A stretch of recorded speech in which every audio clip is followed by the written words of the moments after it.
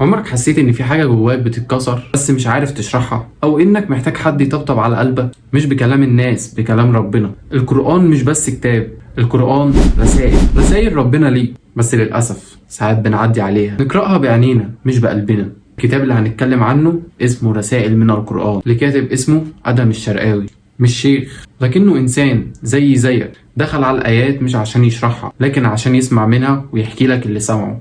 مش مجرد حكم، دي رسالة من ربنا ليك في توقيت معين، في لحظة معينة، بس انت محتاج تفتح قلبك ليها.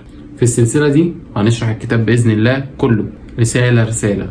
ولو حسيت انك مش لاقي الكلام اللي يطمنك فالكتاب ده ليك. ولو بتدور على معنى وسط الزحمة دي كلها، الآيات دي مستنياك. رسائل من القرآن مش مجرد كلام، دي رسائل من السما ليك. تابع السلسلة، فعل الجرس، واستعد تسمع أول رسالة واحدة ممكن تغير كل حاجة.